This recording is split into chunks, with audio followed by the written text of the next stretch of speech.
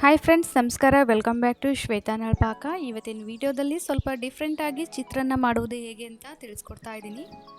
ಸಾಮಾನ್ಯವಾಗಿ ಚಿತ್ರಾನ್ನ ಎಲ್ಲರ ಮನೆಯಲ್ಲಿ ಮಾಡುವಂಥ ರೆಸಿಪಿ. ಇದರಲ್ಲಿ ಏನಪ್ಪ ಹೊಸದು ಅಂತ ಕೇಳ್ಬೋದು. ಮಕ್ಕಳಿಂದ ಹಿಡಿದು ಮುದುಕರವರೆಗೂ ಚಿತ್ರಾನ್ನ ಅಂದರೆ ಎಲ್ರಿಗೂ ಇಷ್ಟ. ಹಾಗೆ ಇದು ಬೇಗ ಕೂಡ ಆಗುತ್ತೆ ಅಂತ ಎಲ್ಲ ಹೆಣ್ಮಕ್ಳು ಮೊದಲಿಗೆ ಇದನ್ನು ಸೆಲೆಕ್ಟ್ ಮಾಡಿ ಮಾಡ್ತಾರೆ ಮನೆಯಲ್ಲಿ.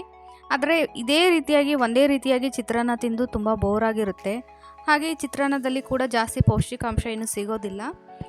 ಮನೆಯಲ್ಲಿ ಕೆಲಸ ಮಾಡುವಂಥ ಹೆಣ್ಮಕ್ಳು ಇದನ್ನು ತಿಂದರೆ ಅವರಿಗೆ ಜಾಸ್ತಿ ಏನು ಪ್ರೋಟೀನ್ ಸಿಗೋದಿಲ್ಲ.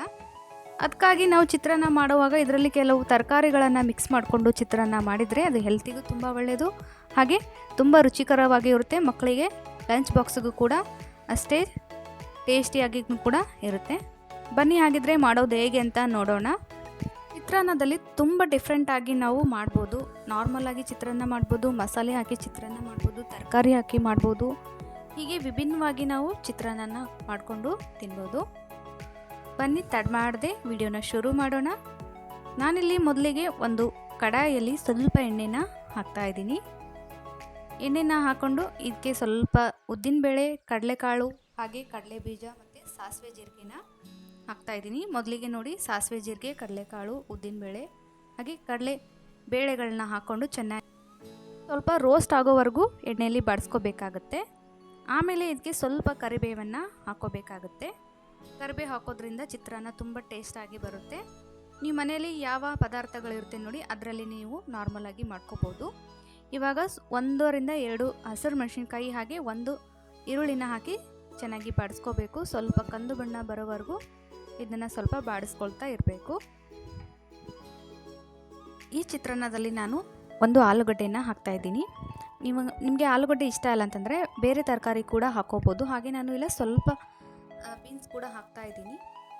ನೀವು ಇದೇ ತರಕಾರಿ ಹಾಕಬೇಕಂತೇನಿಲ್ಲ. ನಿಮ್ಮ ಮನೇಲಿ ಯಾವ ತರಕಾರಿ ಅವೈಲೇಬಲ್ ಇರುತ್ತೆ ನೋಡಿ ಆ ತರಕಾರಿನ ಸ್ವಲ್ಪ ಹಾಕಿ ಚಿತ್ರಾನ್ನ ನೀವು ಮಾಡ್ಕೋಬೋದು.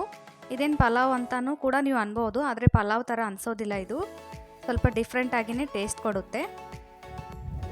ಇವಾಗ ನೋಡಿ ಚೆನ್ನಾಗಿ ಮಿಕ್ಸ್ ಆದಮೇಲೆ ಇದಕ್ಕೆ 1 ಟೊಮೊಟೊನ ಹಾಕ್ತಾಯಿದ್ದೀನಿ. ಆಮೇಲೆ ಆಲೂಗಡ್ಡೆ ಸ್ವಲ್ಪ ಬೇಯಬೇಕು, ಅಲ್ಲಿವರೆಗೂ ನಾವು ಟೊಮೊಟೊ ಹಾಕಬಾರ್ದು. ಆಮೇಲೆ ಟೊಮೊಟೊನ ಹಾಕಿ ಚೆನ್ನಾಗಿ ಬಾಡಿಸಾದ್ಮೇಲೆ ರುಚಿಗೆ ತಕ್ಕಷ್ಟು ಉಪ್ಪನ್ನು ಸೇರಿಸ್ಕೋಬೇಕು. ನಂತರ 1 ಚಮಚದಷ್ಟು ಅರಿಶಿನ ಪುಡಿನ ಹಾಕ್ತಾಯಿದ್ದೀನಿ. ಹೀಗೆ ಇದನ್ನು 2-3 ನಿಮಿಷಗಳ ಕಾಲ ಚೆನ್ನಾಗಿ ಮಿಕ್ಸ್ ಮಾಡ್ಕೊಂಡಾದ್ಮೇಲೆ ಅರ್ಧದಷ್ಟು ನಿಂಬೆ ರಸನ ಇದಕ್ಕೆ ಹಾಕ್ತಾಯಿದ್ದೀನಿ. ಚಿತ್ರಾನ್ನಕ್ಕೆ ಸ್ವಲ್ಪ ನಿಂಬೆ ರಸ ಹಾಕೋದ್ರಿಂದ ಒಂಥರ ಹುಳಿ ಹುಳಿಯಾಗಿ ತುಂಬ ಟೇಸ್ಟಾಗಿ ಅನಿಸುತ್ತೆ. ನಿಂಬೆಹಣ್ಣಿನ ರಸ ಇಷ್ಟಪಡದೇ ಇರೋರು ಸ್ಕಿಪ್ ಮಾಡ್ಬೋದು.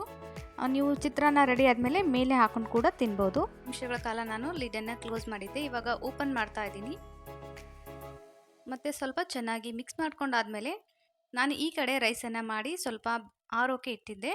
ಇವಾಗ ನೋಡಿ ರೈಸ್ ರೆಡಿಯಾಗಿದೆ. ಅದನ್ನು ಇವಾಗ ಹುಳಿಯಲ್ಲಿ ಸೇರಿಸಿದ್ರೆ ಚಿತ್ರಾನ್ನ ನಮಗೆ ರೆಡಿ ಆಗುತ್ತೆ. ನಾನಿಲ್ಲಿ ಬಾಸ್ಮತಿ ರೈಸನ್ನು ಯೂಸ್ ಮಾಡಿದ್ದೀನಿ. ನೀವು ನಾರ್ಮಲ್ ರೈಸ್ ಕೂಡ ಯೂಸ್ ಮಾಡ್ಬೋದು. ಹಾಗೆ ರಾತ್ರಿ ಉಳಿದಿರುವಂತಹ ರೈಸಲ್ಲಿ ಕೂಡ ನಾವು ಈ ಚಿತ್ರಾನ್ನ ಮಾಡಿಕೊಂಡು ತಿನ್ಬೋದು. ತುಂಬ ಟೇಸ್ಟ್ ಆಗಿರುತ್ತೆ. ನೀವು ಒಂದ್ಸಲ ಮನೆಯಲ್ಲಿ ಟ್ರೈ ಮಾಡಿ. ಮನೆಯಲ್ಲಿ ಉಳಿದಿರುವಂತಹ ತರಕಾರಿಗಳನ್ನು ಬಳಸಿ ಚಿತ್ರಾನ್ನ ಮಾಡ್ಕೊಳ್ಳಿ. ತುಂಬ ಇಷ್ಟಪಟ್ಟು ತಿಂತಾರೆ. ಐ ಹೋಪ್ ಸೊ ಈ ರೆಸಿಪಿ ನಿಮಗೆ ಇಷ್ಟವಾಗಿದೆ ಅಂತ ಭಾವಿಸ್ತೀನಿ. ಇಷ್ಟವಾಗಿದ್ದರೆ ಪ್ಲೀಸ್ ಒಂದು ಲೈಕ್ ಮಾಡಿ, ಹಾಗೆ ಶೇರ್ ಮಾಡಿ. ಯಾರೆಲ್ಲ ನನ್ನ ಚಾನಲ್ನ ಹೊಸದಾಗಿ ನೋಡ್ತಾ ಇದ್ದೀರಾ ದಯವಿಟ್ಟು ಸಬ್ಸ್ಕ್ರೈಬ್ ಮಾಡ್ಕೊಳ್ಳಿ. ಹಾಗೆ ಪಕ್ಕದಲ್ಲಿರುವಂತಹ ಬೆಲ್ ಐಕನ್ ಮೇಲೂ ಕೂಡ ಕ್ಲಿಕ್ ಮಾಡಿ. ವಿಡಿಯೋ ನೋಡಿದ್ದಕ್ಕಾಗಿ ಎಲ್ರಿಗೂ ಧನ್ಯವಾದಗಳು. ನಮಸ್ಕಾರ.